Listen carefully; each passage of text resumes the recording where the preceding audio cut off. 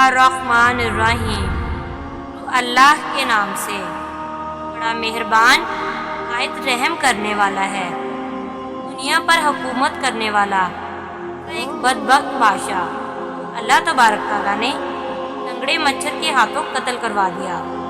यहाँ की तारीख में बहुत से ऐसे बदबख्त बादशाह कौन गुजरे हैं तो इनकी दौलत बादशाहत के नशे ने दूर बना दिया तो खुद को खुदा कहलवाने लगे, खुदाई का झूठा दावा कर बैठे।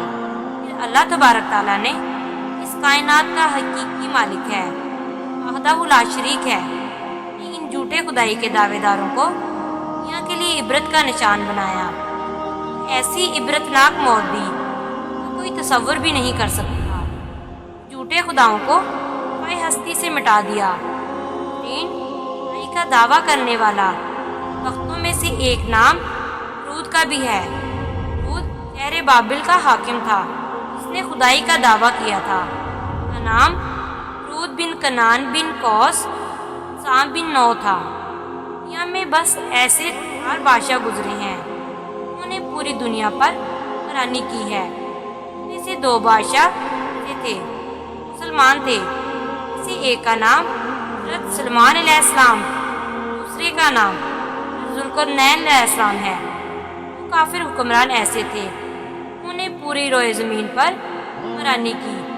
किसी एक का नाम रूद, दूसरे का नाम बख्त नसर था। आयत में आता है रूद ने पूरी दुनिया पर 100 साल तक हुकूमत की। बड़ा जाबिर जालिम बादशाह था। इसके दौर के अंदर परस्ती आम थी। अल्लाह तबारक ताला की वहदानियत को छोड़कर उनकी पूजा किया करते थे। नमरूदी दौर में किस तरह फैला हुआ था। तमाम नमरूदियों ने अपने खुदाओं के तौर पर उसे बुत बनाए हुए थे कि ये लोग पूजा किया करते थे। नमरूद ने भी खुदाई का दावा किया हुआ था, खुद को खुदा कहलवाता, लोगों को अपनी पूजा करने का हुक्म देता। बदबख्त कौम की तरफ अल्लाह तबारक ताला ने अपने प्यारे पैगंबर हज़रत इब्राहीम अलैहिस्सलाम को भेजा। कुफ्र व शिर्क और बुत परस्ती के इस दौर में हज़रत इब्राहीम अलैहिस्सलाम वही शख्स थे अल्लाह तबारक ताला की वहदानियत पर ईमान रखते थे। बुतों की बजाय अल्लाह तबारक ताला को ही खुदा मानते थे। इब्राहीम अलैहिस्सलाम ने नमरूदी कौम को उनकी पूजा करते हुए देखा। हज़रत इब्राहीम अलैहिस्सलाम ने नमरूदियों को अल्लाह तबारक ताला की वहदानियत की तरफ बुलाया, ये खुदा की इबादत करने का हुक्म दिया। लेकिन नमरूदी कौम ऐसी बदबख्त कौम थी, वो अपने कुफ्र व शिरक से बाज ना आई, इसी तरह बुतों की पूजा करती रही। दिन इब्राहीम अलैहिस्सलाम के झूठे खुदाओं को झूठा साबित करने के लिए उस मुकाम पर गए जहाँ इनके तमाम बुत हुए थे। हज़रत इब्राहीम अलैहिस्सलाम ने ये तमाम बुतों को कैसे तोड़ दिया और इसका इल्ज़ाम उनके बड़े बुत पर लगा दिया। नमरूदी इबादत खाने में वापस आए, उन्होंने अपने तमाम खुदाओं को टूटा हुआ देखा। नमरूदी चूँकि जानते थे हज़रत इब्राहीम अलैहिस्सलाम ही वाही शख्स है, बुतों के खिलाफ बातें करते हैं, बुतों की बजाय खुदा की इबादत करने का हुक्म देते हैं, लिहाजा वो समझ गए ये काम हज़रत इब्राहीम अलैहिस्सलाम का है। नमरूदियों ने हज़रत इब्राहीम अलैहिस्सलाम से बदला लेने के लिए हज़रत इब्राहीम अलैहिस्सलाम को कत्ल करने का मंसूबा बनाया। हम नमरूद के पास हाजिर हुए, हज़रत इब्राहीम अलैहिस्सलाम को सज़ा देने को कहा। हम नमरूदियों की ये बात सुनकर नमरूद ने ये हुक्म जारी किया, एक मकाम पर आग जलाई जाए, उसके अंदर इब्राहीम अलैहिस्सलाम को डाल दिया जाए। लिहाजा नमरूद के हुक्म के मुताबिक ऐसा ही किया गया। दिनों तक बहुत सारी लकड़ियों को इकट्ठा किया गया, उसमें आग जलाई गई। फिर इब्राहीम अलैहिस्सलाम को आग के अंदर डाल दिया गया। अल्लाह तबारक ताला ने आग को हुक्म दिया, वो आग हज़रत इब्राहीम अलैहिस्सलाम पर ठंडी और सलामती वाली हो गई। इब्राहीम अलैहिस्सलाम फरमाते हैं, मैं जितने दिन आग में रहा मैं अल्लाह तबारक ताला की رحمتوں میں تھا، اس جیسا سکون جو پہلے حاصل نہ ہوا تھا۔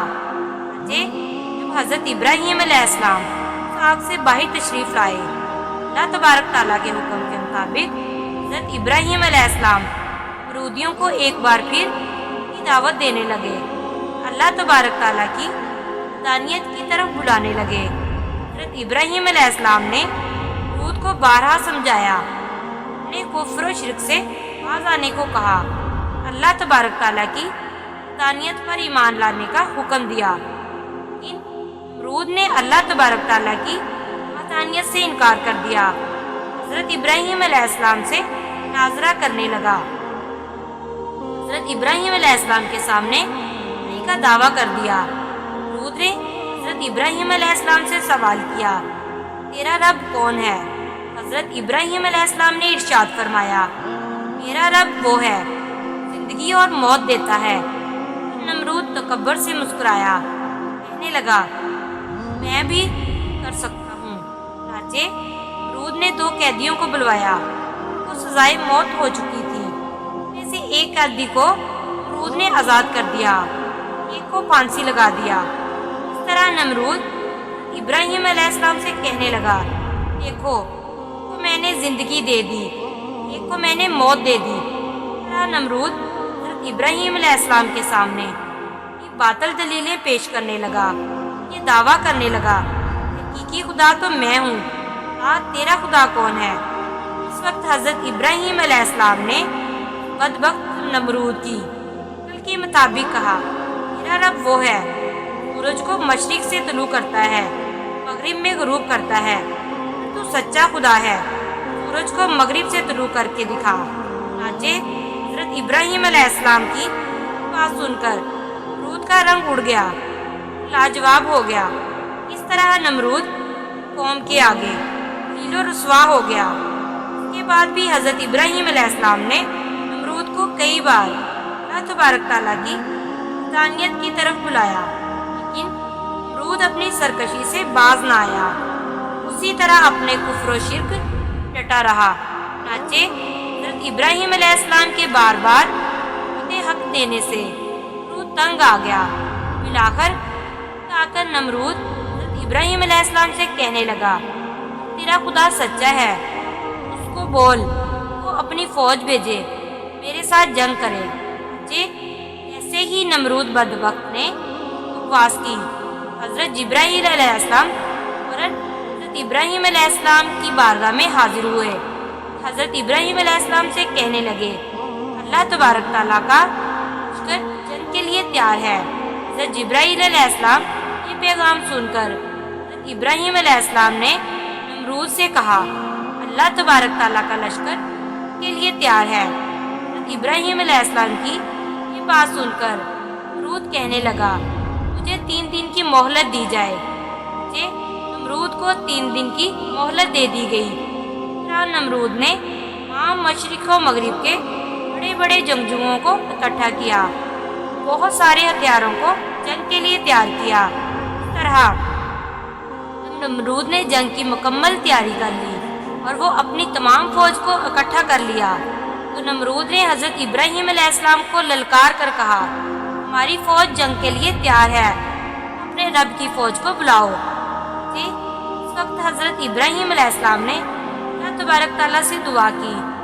اس وقت اللہ تبارک تعالیٰ نے ان کی ایک فوج کو بھیجا۔ مچھروں کی تعداد اتنی زیادہ تھی، ان مچھروں کے اندر سورج بھی نظر نہ آتا تھا۔ اللہ تبارک تعالیٰ نے مچھروں کی فوج کو نمرودی فوج پر مسلط کر دیا۔ یہ مچھر دیکھتے ہی دیکھتے نمرودی فوج کا گوشت کھا گئے، ان کا خون پی گئے۔ نمرودی فوج کی ہی ہڈیاں باقی رہ گئی۔ دردناک منظر کو دیکھ کر نمرود اپنے محل کی طرف دوڑا، اپنی بیوی کے کمرے میں چھپ گیا۔ اس دوران ایک لنگڑا نمرود کے محل میں داخل ہوا۔ نمرود نے اپنی بیوی سے کہا، اس مخلوق نے تمام فوج کو ہلاک کر دیا ہے۔ اسی گفتگو کے دوران لنگڑا مچھر اللہ تبارک تعالیٰ کے سے نمرود کی ناک میں داخل ہو گیا، نمرود کے دماغ کو چاٹنے لگا۔ وہ مچھر نمرود کے دماغ کو چاٹتا، اس سے نمرود کو اتنی تکلیف ہوتی نمرود اپنے سر کو دیواروں کے ساتھ مارتا۔ اس طرح اللہ تبارک تعالیٰ کے حکم سے لنگڑا مچھر نمرود کے دماغ میں دنوں تک رہا۔ نمرود نے اپنے محل میں یہ حکم جاری کر دیا، جو بھی محل میں داخل ہو نمرود کے سر پر جوتے مارے۔ جوتے مارنے کے بعد نمرود کو تھوڑی دیر آرام محسوس ہوتا، لیکن دیر کے بعد ویسی ہی تکلیف محسوس ہونا شروع ہو جاتی۔ اس طرح اللہ تبارک تعالیٰ نے ایک حقیر اور لنگڑے مچھر سے نمرود کو سزا دی۔ یہ تکلیف کی وجہ سے اپنے سر کو سلاخوں کے ساتھ پیٹتا رہتا، یہاں تک کہ اللہ تبارک تعالیٰ نے نمرود کو عبرتناک موت دی۔ وہ نمرود جو خدائی کا دعوے دار تھا، وہ نمرود اپنے سر کو دیواروں کے ساتھ مارتے مارتے ہلاک ہو گیا۔ اس قدر دردناک موت دے کر اللہ تبارک تعالیٰ نے نمرود کو رہتی دنیا کے لیے عبرت کا نشانہ بنایا۔ اس بات کے اندر کوئی شک نہیں کہ اللہ تبارک تعالیٰ کی ذات ہی وحدہ لا شریک ذات ہے، اس کے علاوہ کوئی عبادت کے لائق نہیں۔ ناظرین، جب بھی کوئی اللہ تبارک تعالیٰ کی ذات کو للکارتا ہے تو اللہ تبارک تعالیٰ کسی حقیر مخلوق کے ذریعے اس کو عبرت کا نشان بناتا ہے اور اس کو ہلاک کر دیتا ہے۔ اللہ تبارک تعالیٰ سے دعا ہے کہ اللہ تبارک تعالیٰ اپنی بارگاہ میں عاجزی و انکساری کے ساتھ رہنے کی توفیق عطا فرمائے، اور اللہ تبارک تعالیٰ اپنے حبیب حضرت محمد مصطفیٰ صلی اللہ علیہ وآلہ وسلم کی محبت کے اندر جینا مرنا نصیب فرمائے، آمین۔ امید ہے کہ آج کی ویڈیو آپ کو پسند آئی ہوگی، تو ویڈیو کو لائک اور شیئر ضرور کریں اور بیل آئیکن کا بٹن ضرور دبائیں تاکہ ہر نئی آنے والی ویڈیو کا نوٹیفیکیشن آپ کو بر وقت مل سکے۔ جزاک اللہ۔